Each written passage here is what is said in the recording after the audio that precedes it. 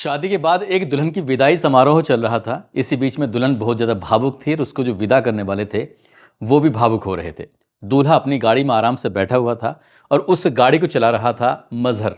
जो ड्राइवर होता है दूल्हे के पिता, उसके पास जाता है, कान में जाके बोलता है कि बेटा एक काम करना, हमारी गाड़ी तुम्हारी गाड़ी के बिल्कुल पीछे रहेगी, इसलिए ध्यान से चलना। कोई दिक्कत परेशानी हो तुरंत हमें फ़ोन कर लेना। इस बीच में दुल्हन की विदाई हो जाती है। आगे वाली गाड़ी में जिसमें दुल्हन बैठी हुई है उसमें मजहर नाम का ड्राइवर चला रहा था, और जो उनकी सपोर्ट में पीछे गाड़ी चल रही है जिसमें दूल्हे के पिता बैठे हुए हैं उसमें सलीम गाड़ी को चला रहा था। अभी गांव से गाड़ी निकली ही थी दोनों कि अचानक से एक बाइक आती है और बाइक पे दो युवक बैठे हुए थे। वो बहुत तेजी के साथ जा रहे थे और तेजी के साथ जाते एकदम से अचानक से रुक जाते हैं। जैसे रुकते हैं उन्हें दुल्हन वाली गाड़ी की तरफ कोई इशारा किया और ड्राइवर से कहा कि गाड़ी रोको।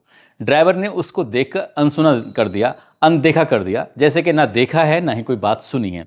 गाड़ी आराम से जो अपनी रफ्तार थी उस पर चल रही थी। इसी बीच बाइक सवार ने फिर से गाड़ी का पीछा किया और पीछा करने के बाद फिर से गाड़ी को रोकने की कोशिश की, तो उसने दूसरी बार भी उसको अनदेखा और अनसुना कर देता है। लेकिन बाइक सवार था, कई किलोमीटर ऐसे बीत जाते हैं, उसके बाद फिर से पीछा करता है। फिर से पीछा करने के बाद इस बार बड़े गुस्से में बोला कि गाड़ी रोक दो, नहीं तो अंजाम अच्छा नहीं होगा। ये बात उस पीछे वाली जो गाड़ी चल रही थी जिसमें ड्राइवर सलीम होता है और दूल्हे का जो पिता होता है वो देख लेते हैं। ये पीछे वाले आपस में बातचीत करते हैं, बातचीत करने के बाद कहते हैं जितनी जल्दी हो सके उसे ड्राइवर को फ़ोन लगाओ। और ड्राइवर मजहर को फ़ोन लगाया जाता है और मजहर से कहा जाता है कि गाड़ी को किसी भी कीमत पर रोकना नहीं है। जैसे ड्राइवर ने कहा कि गाड़ी रोकनी नहीं है, वो पूछा भी जाता है कि आखिरकार क्या बात है। वो कहता है कि शायद ओवरटेक की वजह से इस तरह की दिक्कत हुई होगी, साइड नहीं मिल पाई होगी, ये बाइक सवार थोड़ा नाराज़ हो गया है, आसपास का रहने वाला होगा इसलिए गुस्सा कर रहा है। तभी दूल्हे का पिता साफ साफ इनकार कर देता है, गाड़ी की रफ्तार को तेज करो और यहाँ से जितनी जल्दी हो सके निकल जाओ। कुछ ऐसा ही संदेश दिया जाता है। दुल्हन की गाड़ी को जो चलाने वाला ड्राइवर होता है मजहर, वो इतनी तेज गाड़ी चलाता है कि बस अब वो बाइक सवार जो होता है वो बहुत पीछे छूट जाता है। वो अपने अपने घर चले जाते हैं। दुल्हन जाती है, अपने ससुराल पहुंच जाती है और दुल्हन का जोरदार स्वागत होता है। कोई नहीं जानता था कि वो मौत पीछा कर रही थी और उस मौत को टालने की कोशिश की जा रही थी। कोशिश पहली वाली तो कामयाब हो जाती है, फिर दोबारा से मौत एकदम दस्तक देती है और जब दस्तक देती है तो उसके बाद से फिर से भी मौत को टाल दिया जाता है। लेकिन जब तीसरी बार कोशिश की जाती है, प्रयास किया जाता है, तो उस मौत को कोई रोक नहीं पाता है। और जब इस मौत आती है वो भी भयानक रूप में आती है और इस मौत के आने का कारण का जब पता किया जाता है तो लोगों को यकीन नहीं हो रहा था कि अभी तो शादी को 7 दिन ही हुए हैं, 7 दिन बाद वो भी इतने भयानक रूप में। ये काल जो आएगा उसकी कहानी, आज इस काल के बारे में आखिरकार हुआ क्या था, क्यों कत्ल किया गया था, उसके पीछे की कहानी आज की इस कहानी के माध्यम से जानने की कोशिश करते हैं। आदाब, नमस्कार, सत श्री अकाल। मैं उस्मान सैफी। आज की जो सच्ची घटना मैं आपको सुनाने जा रहा हूं, ये सच्ची घटना है उत्तर प्रदेश के जिला बस्ती की। जिला बस्ती में एक थाना लगता है परशुरामपुर और परशुरामपुर में एक गांव लगता है बेदीपुर। बेदीपुर की ये बात है 20 नवंबर 2025 की शाम लगभग 7 बजे के आसपास का वक्त हो रहा था। बाइक पर दो युवक होते हैं, वो समझ नहीं पा रहे थे, रास्ता भटक जाते हैं, भूल जाते हैं। बाजार की तरफ से एक युवक आ रहा था, उसे रोकते हैं। रोकने के बाद पूछते हैं कि भैया हम रास्ता भटक चुके हैं, हमें फला जगह जाना है। जो भी अपनी डेजिनेशन थी, उन्हें गंतव्य पे जहाँ भी जाना था, जहाँ पहुँचना था, उसके बारे में पूछा जाता है। वो बाइक सवार जब उससे रास्ता पूछते हैं तो कहते हैं, जो लड़का आ रहा था बाजार की तरफ से, उसने कहा भाई परेशान होने की ज़रूरत नहीं है, आपको जाना कहाँ है। तो जब पूरा बताया जाता है उसके बाद फिर वो कहता है कि आप इस रास्ते से ऐसे चले जाइएगा, आगे आगे ये आएंगे और अपने आपको मंजिल मिल जाएगी। जब इस तरह की बात थी बताई जाती है तो दोनों बाइक सवार ये कहते हैं कि भैया थोड़ी सा और आगे चल के बता दोगे तो और भी थोड़ा आसानी हो जाएगी। जैसे ही बाइक सवार ने बड़े प्यार से रिक्वेस्ट करते हुए उस लड़के से पूछा, उस लड़के ने कहा कोई दिक्कत नहीं है। वो लगभग 150 मीटर और उनके साथ चलता है और जैसे उनके साथ चलता है उसके बाद फिर वो एकदम से बिल्कुल करीब में थे और आमने सामने खड़े हुए थे। जब आमने सामने खड़े हुए हैं तभी बाइक सवार ने थैंक यू बोला। जो बाइक पर पीछे बैठा हुआ है हाथ जोड़ते बोला, भाई साहब आपका बहुत बहुत शुक्रिया, आपका बहुत बहुत धन्यवाद, आपने हमें रास्ता दिखाया। बस इतना था। उस लड़के ने कहा नहीं नहीं कोई बात नहीं, ये तो मेरा फ़र्ज़ था। बस इतना ही कह पाया था कि एकदम से जो तमंचा था, कट्टा था, उसके एकदम माथे पे रखा हुआ था और इसी बीच में एक गोली की आवाज़ आती है। दाएं देसी जैसी गोली चलती है। उसके बाद फिर वो बाइक सवार अपनी बाइक स्टार्ट करते हैं और वहाँ से आराम से चले जाते हैं। जो लड़का था जिसने भी रास्ता बताया था, जो भी बाजार की तरफ से अपने घर की तरफ जा रहा था, वो ज़मीन पर पड़ा हुआ है। अचानक ही वहाँ से किराने वाला गुजर रहा था, उसकी नज़र पड़ जाती है ज़मीन पर पड़े हुए उस व्यक्ति की तरफ, जो ज़मीन पर पड़ा हुआ है, रास्ते में पड़ा हुआ है। शुरुआत में लग रहा था कि कोई शराबी है, शायद शराब पी के ज़मीन पर पड़ा होगा, लेकिन उस दुकानदार ने अपने मोबाइल की टॉर्च जलाई और टॉर्च जलाने के बाद, क्योंकि अंधेरा हो चुका था, 10 मिनट से लगातार वो ऐसे ही पड़ा हुआ था, टॉर्च जलाकर जब देखता है, उसके चेहरे को देखने की कोशिश कर रहा था, तो उसके यहाँ पर चेहरे पर खून के निशान थे। बस इतना था कि उस दुकानदार की चीखें निकल जाती हैं और ज़ोर ज़ोर से वो चिल्लाता है, और जैसे चिल्लाता है तो कहा जाता है कि गोली मार दी, अनीस को गोली मार दी।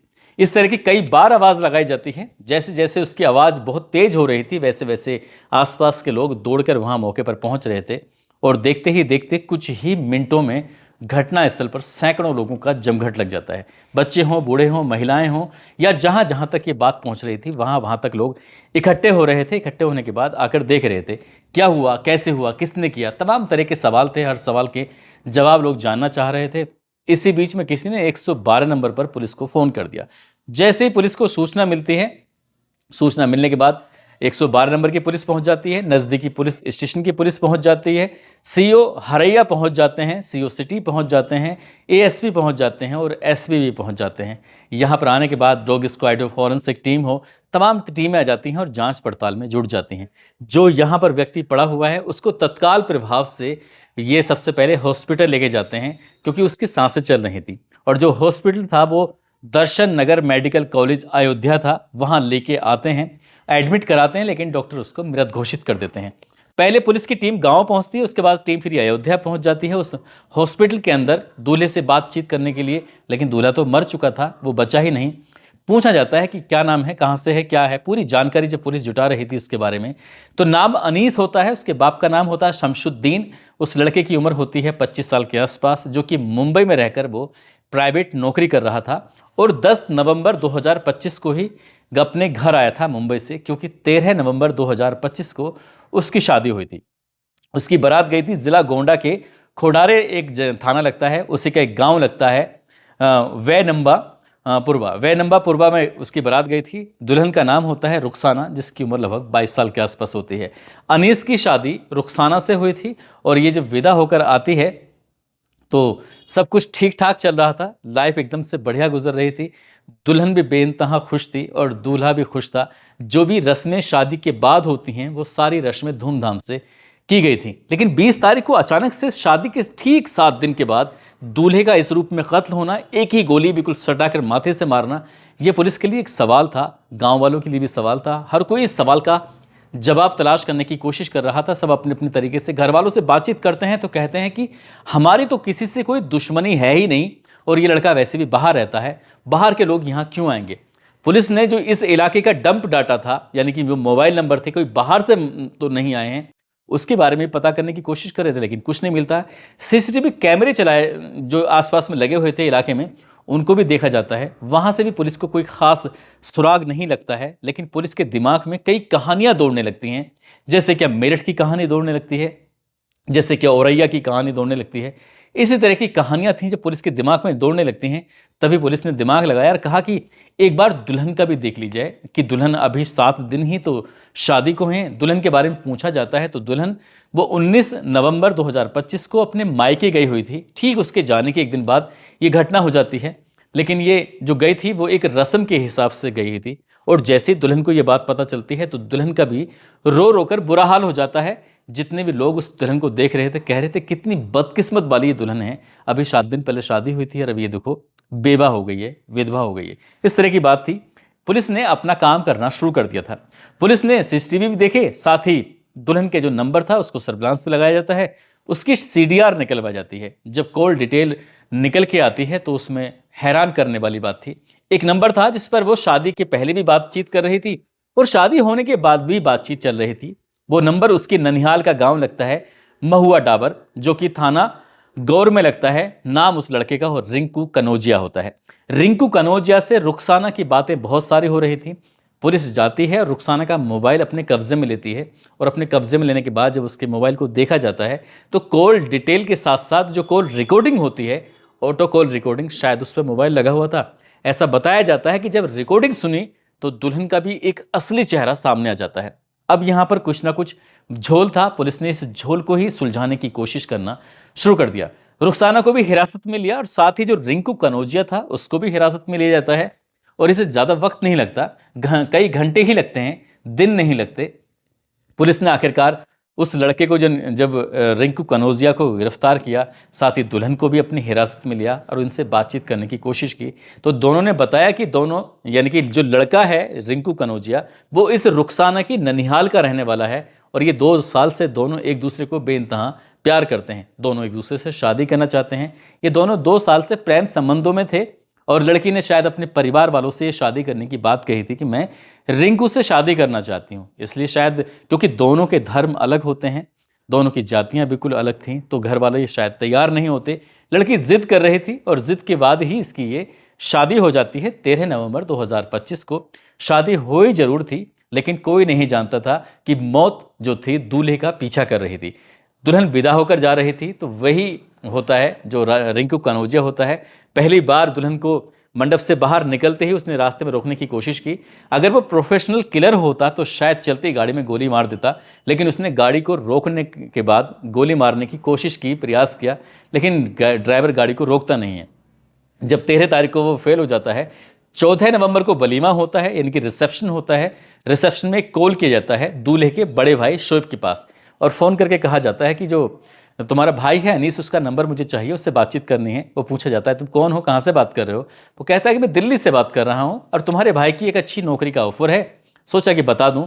बोले अगर तुम मेरे भाई की इतनी फिक्र करते हो तो तुम्हारे पास तो नंबर भी होना चाहिए।